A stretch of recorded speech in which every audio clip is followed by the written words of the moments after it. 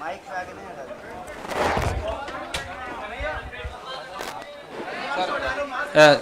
Sir एक second, let me announce that also. Bansal साहब और कन्हैया जी का स्वागत करेंगे।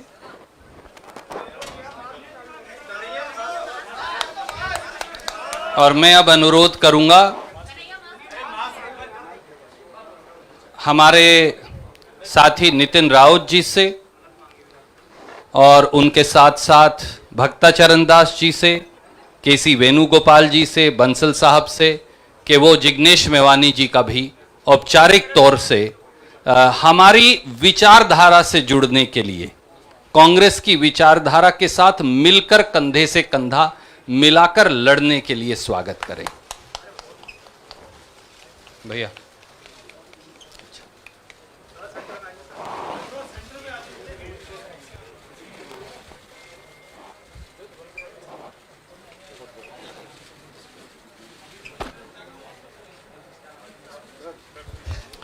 बहुत शुक्रिया। और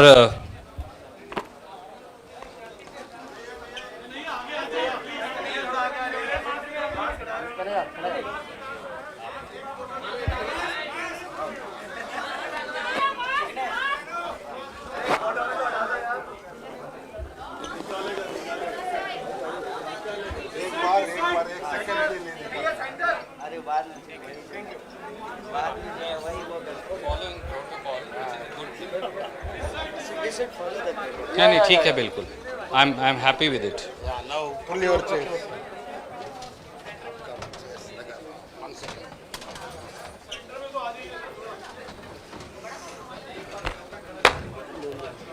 वी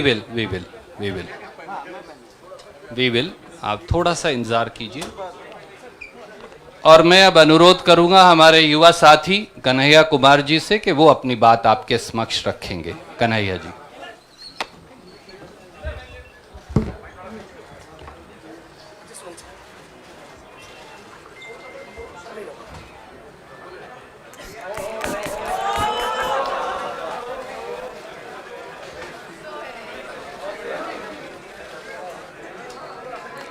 सबसे पहले इस संवाददाता सम्मेलन में आए हुए मैं अपने सभी पत्रकार साथियों का, और मैं देख रहा हूं कि कुछ ऐसे दोस्त भी हैं जगह की कमी के चलते कमरे में आ नहीं पाए हैं, लेकिन सुन रहे हैं बाहर खिड़कियों से। मैं आप सबका स्वागत करता हूं।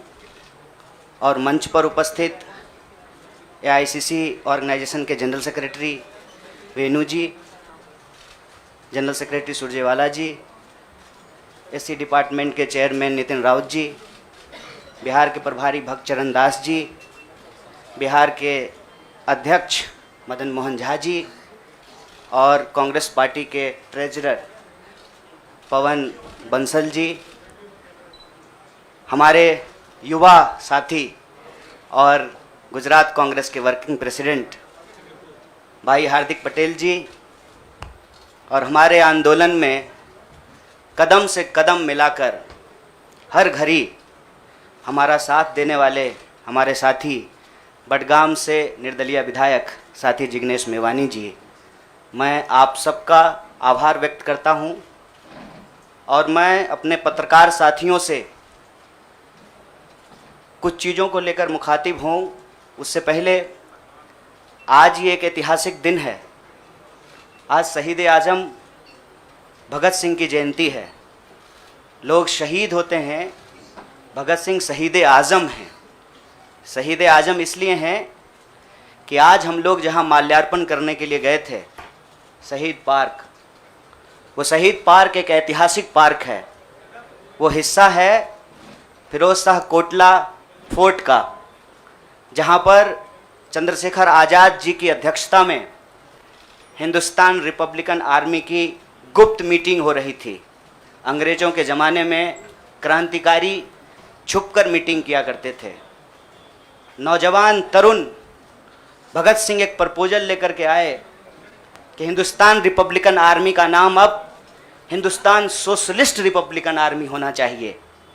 यह ऐतिहासिक क्षण, वो ऐतिहासिक भूमि और हमारे युवाओं के आइकन शहीद आजम भगत सिंह को हम अपना नमन प्रस्तुत करते हैं।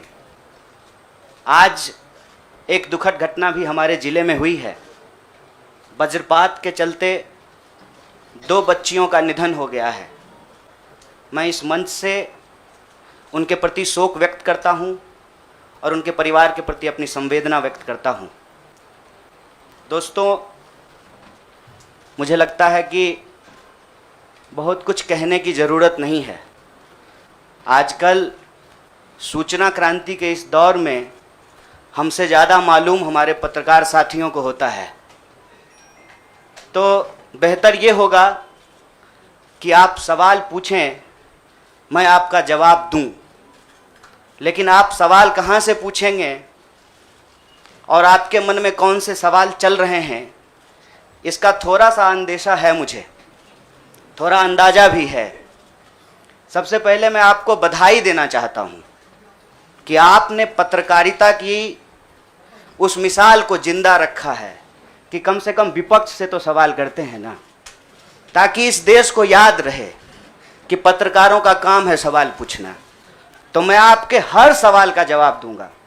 जितना सवाल आप पूछना चाहते हैं पूछिएगा, बारी बारी से पूछिएगा, सारे सवालों का जवाब दूंगा। बस एक सवाल का जवाब जो मुझे लगता है कि आप सबके मन में होगा कि आप कांग्रेस पार्टी क्यों ज्वाइन किए हैं, उस सवाल का जवाब दे करके मैं हमारे जो अध्यक्ष हैं उनकी तरफ मुखातिब होऊंगा, माइक उनको समर्पित करूंगा। मैं कांग्रेस पार्टी इसलिए ज्वाइन कर रहा हूं कि मुझे ये महसूस होता है कि इस देश में कुछ लोग, वो सिर्फ लोग नहीं हैं, वो एक सोच है। वो इस देश की सत्ता पे ना सिर्फ काबिज हुए हैं, इस देश की चिंतन परंपरा, संस्कृति, इसका मूल्य, इसका इतिहास, इसका वर्तमान और इसका भविष्य खराब करने की कोशिश कर रहे हैं। वो जो सोच है, उस सोच के बारे में आप अपने आप समझ जाएंगे, क्योंकि कहीं मैंने पढ़ा था कि आप अपने दुश्मन का चुनाव कीजिए, अपने विपक्ष का चुनाव कीजिए, दोस्त अपने आप बन जाएंगे। तो हमने ये चुनाव किया है। हम इस देश की सबसे पुरानी पार्टी, सबसे लोकतांत्रिक पार्टी, मैं जोर दे करके बोल रहा हूं लोकतांत्रिक पार्टी, ताकि आप लोग परिवारवाद पे सवाल जरूर कीजिएगा। लोकतांत्रिक पार्टी में हम इसलिए शामिल होना चाहते हैं कि हमको लगता है, और सिर्फ हमको नहीं लगता है, इस देश के लाखों करोड़ों नौजवानों को ये लगने लगा है कि अगर कांग्रेस नहीं बचा तो देश नहीं बचेगा। और ये बात मैं आपको स्पष्ट कर देता हूं, देश में प्रधानमंत्री अब भी हैं, देश में प्रधानमंत्री इससे पहले भी थे, देश में आगे भी प्रधानमंत्री होते रहेंगे। लेकिन आज जब हम लोग श्री राहुल गांधी जी के उपस्थिति में फॉर्मली कांग्रेस पार्टी का फॉर्म भर रहे थे, तो साथी जिग्नेश ने संविधान की कॉपी दी और हमने उनको भगत सिंह, गांधी और अंबेडकर की तस्वीर प्रस्तुत किया, क्योंकि हमारा यह मानना है कि आज इस देश को भगत सिंह की वीरता की जरूरत है, भगत सिंह के साहस की जरूरत है। आज इस देश को अंबेडकर की समानता की जरूरत है, और आज इस देश को गांधी की एकता की जरूरत है। गांधी जब कहते हैं रघुपति राघव राजा राम, पतित पावन सीताराम, ईश्वर अल्लाह तेरो नाम, सबको सन्मति दे भगवान, ये गांधी की एकता है। जब अंबेडकर कहते हैं कि किसी भी समाज का मूल्यांकन वहां महिलाओं की क्या स्थिति है इस बात से होगा, तब वो समानता की वकालत कर रहे होते हैं।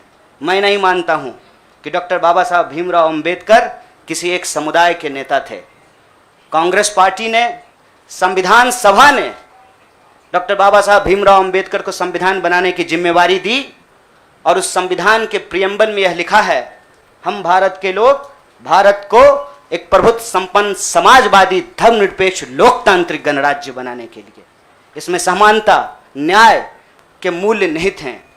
और जब भगत सिंह कहते हैं कि आप व्यक्ति को कुचल सकते हैं, विचारों को नहीं, आप बम और पिस्तौल से कभी इनकलाब नहीं ला सकते हैं, उस साहस की ज़रूरत है हमको। मुझे नहीं लगता है, मेरे बहुत सारे राजनीतिक दोस्तों को यह लगता है, मुझे लगता है कि यह देश 47 से पहले वाली स्थिति में चली गई है। लेकिन जिनको लड़ना है उनके पॉलिटिकल इमेजिनेशन में आज भी हर कोई अपना अपना शोरूम बचाने के चक्कर में है। रे भाई, मॉल में आग लग गया है, दुकान बचाओगे?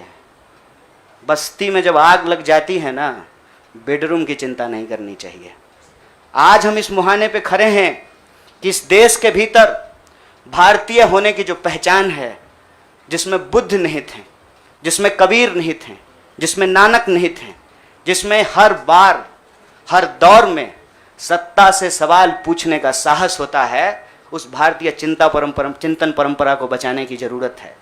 इसीलिए हम कांग्रेस पार्टी में शामिल हुए हैं कि कांग्रेस पार्टी वो पार्टी है जो गांधी की विरासत को लेकर के आगे चलेगा।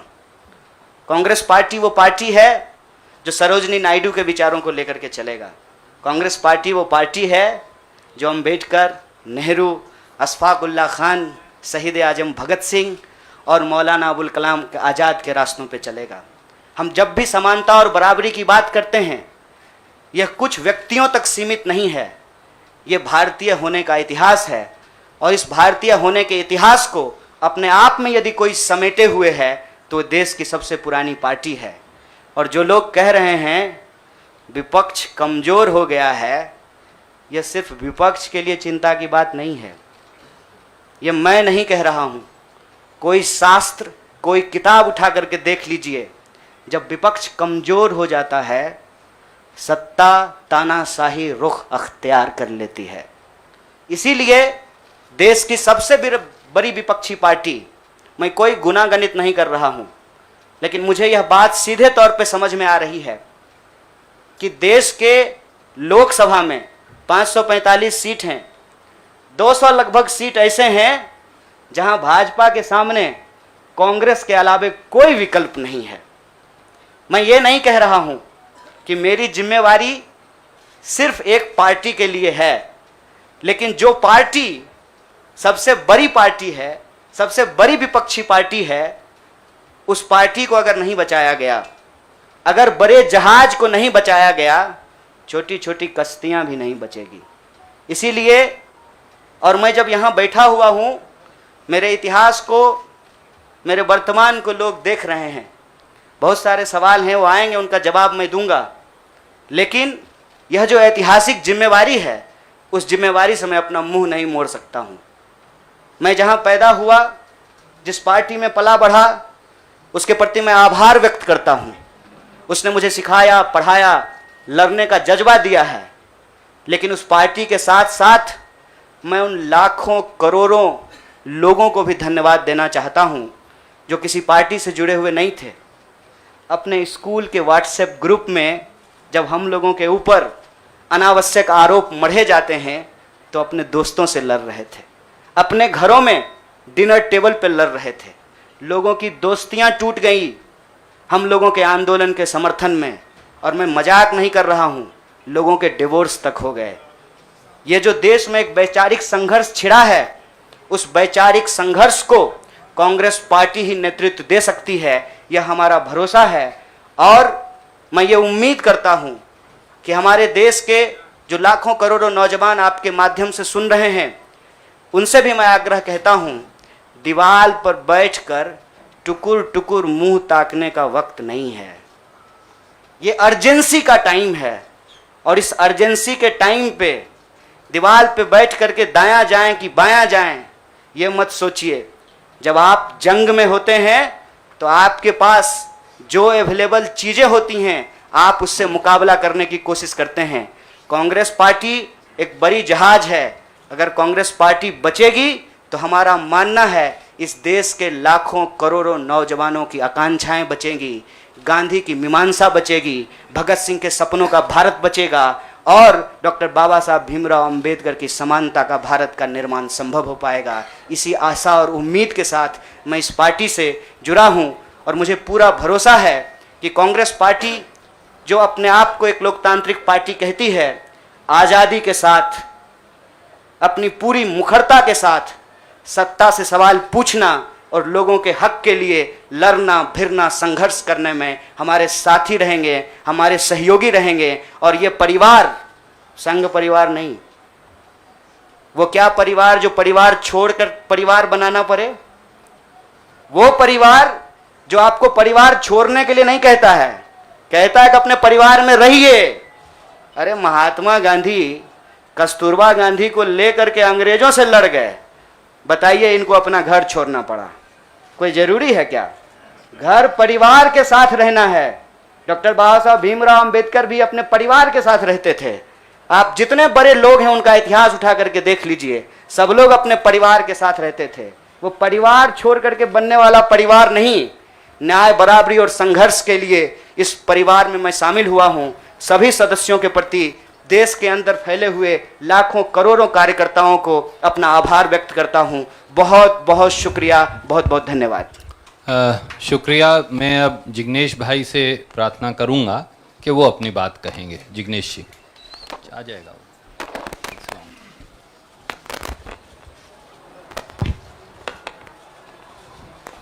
धन्यवाद। सबसे पहले तो केसी वेणुगोपाल साहब, सुरजेवाला जी, नितिन राउत साहब, पवल बंसल जी, भक्तचरण दास जी, साथ ही हार्दिक कन्हैया और दूसरे पार्टी के मंच पर विराजमान सभी सीनियर लीडर्स, आप तमाम पत्रकार साथी और वो तमाम साथी जो हमको आज मिलने के लिए हमारे समर्थन में आए हैं, गुजरात के विभिन्न कोनों से और पूरे देश भर में से, उन सभी का मैं स्वागत करता हूं। साथियों, जो कहानी गुजरात से शुरू हुई, उस कहानी ने पिछले 6-7 साल में इस मुल्क में क्या उत्पात मचाया है, वो अब आपके हमारे सबके सामने है। एज अ नेशन, एक राष्ट्र के तौर पर हम एक अनप्रेसिडेंटेड, अभूतपूर्व क्राइसिस से गुजर रहे हैं। ऐसा संकट इस मुल्क ने पहले कभी नहीं देखा।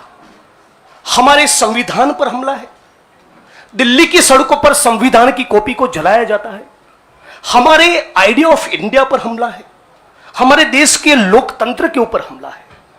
आज भाई भाई एक दूसरे का दुश्मन बन जाए, उतना जहर, नफरत एक सोची समझी साजिश के तहत दिल्ली और नागपुर साथ में मिलकर फैला रहे हैं। इस परिस्थिति में एक पॉलिटिशियन के तौर पे नहीं, बतौर एक भारतीय नागरिक, मैं अपने आप को ये जब सवाल पूछता हूं कि मेरा फंडामेंटल फॉरमोस्ट रिस्पॉन्सिबिलिटी, ड्यूटी क्या होना चाहिए, तो अंदर से जवाब यही आता है, कुछ भी करके इस मुल्क के संविधान, लोकतंत्र और आइडिया ऑफ इंडिया को बचाना चाहिए।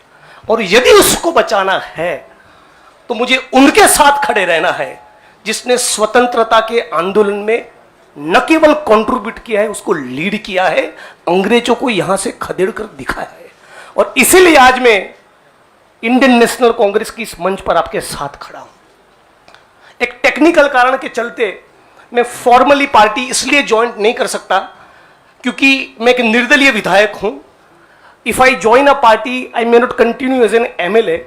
मेरी पार्टी के सीनियर लीडर से बात हुई, मेरे मतक्षेत्र के साथियों से बात हुई, अपने आप से बात हुई, राहुल जी से बात हुई, तो मुझे लगा कि मैं इस विचार के साथ हूं ना, ये सबसे प्रमुख बात है।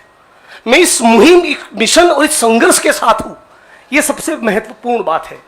बाकी की फॉर्मेलिटी तो आने वाले महीनों में भी हो जाएगी। और राहुल जी ने भी कहा कि वो जो पर्चा भर के सदस्य लेने की बात है वो तो कल भी कर लेना, अभी अपने मत क्षेत्र के लोगों के साथ खड़े रहो। तो मैं फॉर्मली नहीं लेकिन इस विचार के साथ आज जुड़ चुका हूं और 22 का चुनाव में कांग्रेस के सिंबल से ही लड़ूंगा, उसके सारे कैंपेन्स का हिस्सा रहूंगा। और गुजरात के संदर्भ में आज साथी हार्दिक हमारे बीच में मौजूद है, तब कहना चाहता हूं कि आज राष्ट्रीय स्तर पे जो हो रहा है वो सब कुछ हम लोग गुजरात में देख चुके हैं, झेल चुके हैं। आप सभी पत्रकार साथियों के बीच में बड़ी चिंता के साथ यह कहना चाहता हूं, हमारी पार्टी ने इस मुद्दे को उठाया है कि 3000 किलो का ड्रग्स 15-20 लाख बेरोजगार युवा को नशे की चुंगाल में फंसाने के लिए अदानी के एयरपोर्ट पर उतर रहा है। आज जब महंगाई और बेरोजगारी उसके चरम सीमा पर है, तब गुजरात और देश के बेरोजगार युवाओं को रोजगार देने के बजाय ये फांसीवादी ताकतें चाहती है कि रोजगार तो ना मिले, उनको नशे के हवाले में झोंक दिया जाए। तो इन सारी परिस्थितियों में यदि बाबा साहब अंबेडकर के संविधान को बचाना है, हमारे आइडिया ऑफ इंडिया को बचाना है, भगत सिंह को जब मुकदमे की कार्यवाही के दौरान पूछा गया कि क्रांति क्या है, तब शहीद आजम ने कहा था कि क्रांति से हमारा मतलब है किसानों और मजदूरों के हाथ में सत्ता। माननीय प्रधानमंत्री जब अमेरिका से वापस आते हैं तो भाई विस्टा का काम ठीक ठाक चल रहा है ना, नई पार्लियामेंट का, वो देखने के लिए जाते हैं, किसान को मिलने के लिए नहीं जाते। तो किसान हो, मजदूर हो, दलित हो, आदिवासी हो, महिलाएं हो, सबके ऊपर एक जो अनप्रेसिडेंटेड हमला है, इसको रोकने के लिए मैं भारत की जनता को, भारत के 21 करोड़ दलितों को और सारे लाखों करोड़ों युवाओं को अपील करता हूं, सेंस ऑफ अर्जेंसी के साथ, अभी वक्त नहीं है, कूद पड़िए, एक नया आंदोलन छिड़ने वाला है। स्वतंत्रता के आंदोलन की जो रौनक थी, वो जो चार्म था, वो जो माहौल था, हमको वो क्रिएट करना पड़ेगा। यहां पर तमाम वो लोग जो सचमुच मानते कि देश को बचाना है, उन सभी को हम अपील करते हैं कि इस प्लेटफॉर्म के साथ जुड़िए। ये एक मिशन है और इसको मिशन की तरह लीजिए। और मुझे पूरी उम्मीद है, जैसे कि साथी कन्हैया ने बचाया, कि डेमोक्रेसी के हमारे इस मुल्क में बहुत डीप रूट्स है, पार्टी के भी डीप रूट्स है। तो साथ में मिलकर हम लोग लड़ेंगे, संघर्ष करेंगे और इस मुल्क को बचा पाएंगे। आप तमाम साथियों का मैं दोबारा स्वागत करता हूं और दोबारा इस प्लेटफॉर्म के माध्यम से पूरे देश की जनता को अपील करता हूं, सेंस ऑफ अर्जेंसी के साथ तुरंत जुड़िए। एक बहुत जबरदस्त माहौल हम लोगों को खड़ा करना चाहिए। मैं साथी हार्दिक, कन्हैया और दूसरे यंगस्टर्स के साथ पूरे देश में हम लोग जाएंगे और हजारों लाखों युवा इस प्लेटफॉर्म में जुड़े, आईएनसी के साथ जुड़े, कांग्रेस पक्ष के साथ जुड़े, इसके लिए लग जाएंगे। आप तमाम साथियों का शुक्रिया। अभी आप एक मेरे मित्र ने कुछ बात कही थी, मैंने सोचा मेरी तो मानते नहीं, शायद छोटे की मान लें। All right, then we will go to somebody who, yes ma'am, we'll begin with you. मेरा सवाल कन्हैया आपसे है। आपने कहा कि आप कांग्रेस पार्टी इसलिए ज्वाइन कर रहे हैं क्योंकि कहीं ना कहीं आपको लगता है कि कांग्रेस खतरे में है, कांग्रेस को बचाना जरूरी है। जैसे आपने कहा कि कांग्रेस बड़ा शिप है और अगर छोटे शिप, अगर ये डूब गया तो बाकी भी डूब जाएंगे। तो आपको लग रहा है you have come here as a saviour to Congress. Madam जी बुरा मत मानिएगा, लगता है कि सवाल आप पहले ही सोच लिए थे। मैंने ये नहीं कहा था कि कांग्रेस खतरे में है, हमने कहा देश खतरे में है, लोकतंत्र खतरे में है, आइडिया ऑफ इंडिया खतरे में है। आपने वो वीडियो देखा क्या, लाश के ऊपर डांस देखा ना, दिल पसीज गया होगा आपका। आपको नहीं लगा कि मैं इसके लिए कुछ कर पाऊँ, कुछ भी कर जाऊँ जो मैं कर सकती हूँ। आप जब सुनती होंगी कि बलात्कार हो गया किसी महिला के साथ, आपका गुस्से से जो है ना पूरा शरीर कांप जाता होगा। देश खतरे में है। पार्टियां तो बनती रहेंगी, पार्टियों की कोई कमी है क्या? हर शाम पार्टी होती है इस देश में। पार्टी नहीं बचाना है, देश बचाना है। और देश बचाने की मुहिम में जो पार्टी रहेगी वो पार्टी भी बचेगी। और मुझे इस बात को कहने में कोई दो राय नहीं है। मैंने जितना इतिहास पढ़ा है अभी तक का एनसीईआरटी में जो लिखा हुआ है, अब अगले बार 2024 में क्या लिखा जाएगा नहीं पता। उसमें तो यही है कि देश को आज़ादी जो है वो महात्मा गांधी ने, सुभाष चंद्र बोस ने, सरदार वल्लभ भाई पटेल ने, क्या भाई हार्दिक, इन लोगों ने ही दिलाया ना। यही लोग लड़े थे। जो माफ़ी मांगे वो वीर हो गए। आप सोचिएगा इसको। जो गोडसे को भगवान मानते हैं वो भाषण दे रहे हैं अमेरिका में जाकर के गांधी के ऊपर। हमारे गांव में एक गाना आता था, गांधी जी के भजन करे गांधी के हत्यारा। कितना अजीब लगता होगा आपको। देखिएगा वो फोटो जब हमारे देश के प्रधानमंत्री गांधी पे माल्यार्पण करते हैं। जीवन भर शाखाओं में कसम लिए होंगे कि गोडसे के सपनों का देश बनाएंगे और गांधी पे माला चढ़ा रहे हैं। See, I am not here to save the party, please, I am respecting you as a citizen you can respect my right. देश खतरे में है, और यह सिर्फ मैं नहीं कह रहा हूं, ये मुझे लगता है आप भी सोचते होंगे। समझ रहे हैं, अंग्रेजी का वो फ्रेज है dancing on dead, dead body पे कोई नाच रहा है। उस दिन खाना तो नहीं खाया गया। आप सोच के देखिए, आप इस पे विचार करके देखिए। मेरे गांव में अगर किसी की मौत हो जाए तो पूरे गांव में खाना नहीं बनेगा। हजारों लोग मर गए। देखे 71 वर्ष की उम्र में प्रधानमंत्री के लिए सोहर गाया गया। नया बच्चा जब पैदा होता है ना, तो पूर्वांचल में सोहर गाते हैं लोग। प्रधानमंत्री बूढ़े हो गए हैं, उनके लिए सोहर गाया जा रहा है। तब जब अभी तुरंत लाखों लोगों की जान चली गई, ऑक्सीजन नहीं मिल रहा था, अस्पताल में बेड नहीं मिल रहे थे। आप में से कोई भी ऐसा इंसान है जिसके कोई जानने वाले नहीं मरे हो इसमें, इस क्राइसिस में? इतना बड़ा क्राइसिस जिसके देश में हुआ हो अभी तुरंत, वो अपने जन्मदिन का जश्न मनाएगा? ये भोंडापन है। इस संस्कृति को बचाने की जरूरत है, और इस संस्कृति को बचाने के लिए मुझे लगता है कि कांग्रेस पार्टी में क्षमता मौजूद है। लोगों को यह बात पसंद हो या ना पसंद हो, हकीकत यह है कि पार्लियामेंट में सबसे बड़ी पार्टी कांग्रेस पार्टी है। इसीलिए इस पार्टी को यह जिम्मेवारी लेनी पड़ेगी, और उस जिम्मेवारी को संभालने के लिए मैं यहां आया हूं। Thank you news nation. I'll come to you.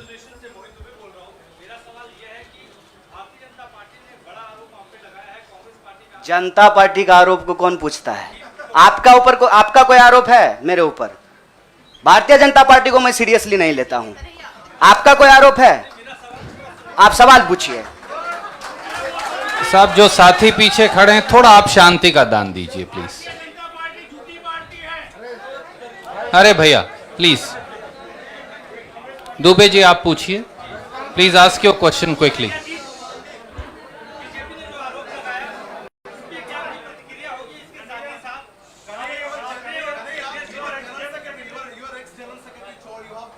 Yeah, please, you cannot interrupt. No, you have to have discipline. My humble request with folded hands. There is no, but Yes, I am not Prime Minister. I will take your question. no, Don't but worry. democracy means that you should not supersede somebody who's asking question. That's what democracy is. Dubey भाई, आपका सवाल है, news nation से हैं। अच्छा, भारी जल्दी से पूछिए ना। नहीं, और लोगों ने किया है, नाम बताएंगे। मेरा सवाल आपसे ये है कि तमाम जो कांग्रेस के और युवा नेता है वो छोड़ के चले गए, तो क्या माना जाए कि आप जितने भी लोग आप लोगों ने ज्वाइन किया है, ये राहुल गांधी की नई टीम होगी, राहुल गांधी की सियासी जो नाव है उसको पार लगाने का काम करेगी? देखिए, मैं यही कह रहा हूँ, हमारे देश के लोगों के पॉलिटिकल इमेजिनेशन को कुछ हो गया है। अभी क्या हो गया है मुझे समझ में नहीं आ रहा है। हमने आपके सवाल को अपने आप लेते हुए हमने अपने पूरे वक्तव्य को रखा। हमने कहीं भी कहा कि हम कोई टीम बना रहे हैं? बीसीसीआई थोड़ी है सर, मतलब टीम बना रहे हैं। मैं कह रहा हूं कि भारत की परंपरा, चिंतन परंपरा, सोच, जिस पे आपको गर्व होता है भारतीय होने के चलते, उस परंपरा को समेटने का, उसको आगे बढ़ाने का काम देश की सबसे पुरानी पार्टी कांग्रेस पार्टी ने किया है। उस पार्टी के पास एक ऐतिहासिक जिम्मेवारी है, और इस देश का नागरिक होने के चलते, साथी जिग्नेश ने कहा, यह हमारी भी ऐतिहासिक जिम्मेवारी है कि कल को जब इतिहास लिखा जाएगा तो हमसे भी पूछा जाएगा, दुबे भाई आपसे भी पूछा जाएगा कि जब यह तमाशा हो रहा था तो हम क्या कर रहे थे। हमने वो कहानी सुनी है बचपन में, आपने भी सुना होगा। जंगल में आग लगी, एक कोयल अपने चोंच में पानी भर करके जंगल की आग बुझाने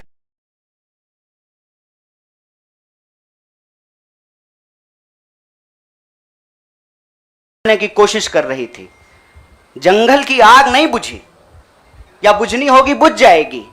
कम से कम कोयल का वह ऐतिहासिक प्रयास जो है वो इतिहास याद रखेगा। और ये जो आप कह रहे हैं ना, डूबती हुई नाव, देखिए कभी कभी ना इंसान को भ्रम होता है, जैसे टिड्डे को भ्रम होता है कि वो अपने पांव से आसमान टिका रखा है। हमको ऐसा कोई भ्रम नहीं है। मेरे अकेले से कुछ नहीं होगा। जब आप जुड़ेंगे, हम जुड़ेंगे, इस देश के संविधान में, आइडिया ऑफ इंडिया में भरोसा करने वाले लोग जो हैं, जिसको हम कहते हैं गांधी के सपनों का भारत, जिसको हम कहते हैं भगत सिंह के सपनों का भारत, जिसको हम कहते हैं डॉक्टर बाबा साहब भीमराव अंबेडकर के सपनों का भारत, जिसको हम कहते हैं बिरसा मुंडा के सपनों का भारत, सावित्रीबाई फूले के सपनों का भारत, श्री कृष्ण सिंह के सपनों का भारत, जगजीवन राम के सपनों का भारत, मौलाना अबुल कलाम आजाद के सपनों का भारत, उस भारत को बचाने की बात मैं कर रहा हूं। और सियासत, मैं बार बार कहता हूं, अगर सियासत सही होगी तो गलत लोग जो सत्ता पे काबिज हैं ना, मुझे भारत के लोगों पे बहुत भरोसा है। अरे हैं हम लोग थोड़ा सा आलसी, लेकिन जब आ गए ना अपने पे, 200 साल अंग्रेजों ने राज किया था, जब से भारत के लोग अपने पे आ गए ना, तो 1942 में भारत छोड़ो आंदोलन का जब नारा महात्मा गांधी ने दिया था, तो अंग्रेजों को भारत छोड़ करके जाना पड़ा था। और उस वक्त जो लोग अंग्रेज से पेंशन ले रहे थे, माफी मांग रहे थे, वो आज एनसीईआरटी की किताब बदल रहे हैं कि अपना नाम भी हम बीड़ों में लिखवा लें। इसीलिए मैं कह रहा हूं कि उस इतिहास को, उस चिंतन परंपरा को बचाने की जरूरत है। पार्टी अगर उस सिद्धांत पे चलेगी, संविधान के प्रियम्बल को रक्षा करने की कोशिश करेगी, पार्टी भी बचेगी और पार्टी सत्ता में भी आएगी। ऐसा मेरा उम्मीद है, ऐसे मेरी आशा है। Jainendra from ABP, can you please come forward and ask. हाँ, पूछिए जरा, एक सवाल पूछिए। हम एक आग्रह करें, आप लोग ना लड़ाई नहीं लगवाइए हमारे दोस्त के बीच में। भोरे से जो है ट्विटर पे आप लोग क्या क्या जो चला दिए हैं, और लोग हमको पूछ रहा है कि जिग्नेश का नाम काहे नहीं ट्रेंड कर रहा है। मैं आपसे ही आग्रह कर रहा हूँ, हम ना अलग अलग लोग नहीं हैं, यह मंच आपस में बटा हुआ नहीं है, तो सवाल जो है सारा तोप का गोला जो है हमारे तरफ ही नहीं हो, मंच के तरफ मुखातिब हो, मैं भी जवाब दे दूंगा। Yes, Jainendra ji please ask your question.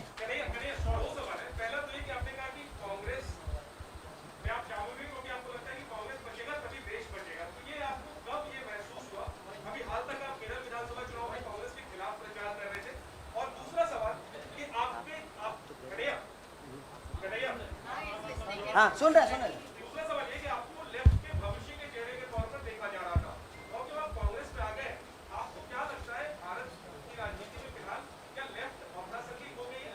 मैं चाहता हूँ दोनों पे डिटेल का। बड़ा जैनेंद्र भाई बड़ा वैचारिक सवाल पूछे हैं, बहुत बहुत शुक्रिया जैनेंद्र भाई। एक तो देखिए, हमारी जो ये नई पार्टी है, इस पार्टी के जो संगठन के महासचिव हैं वो केरल से ही हैं। इनसे आप चाहें तो अकेले में भी पूछ लीजिएगा, कांग्रेस पार्टी के खिलाफ हमने एक शब्द नहीं बोला था। हम कांग्रेस पार्टी के खिलाफ भी बोले हैं, लेकिन केरल के विधानसभा चुनाव में नहीं, जेएनयू के प्रेसिडेंशियल स्पीच में बोले थे।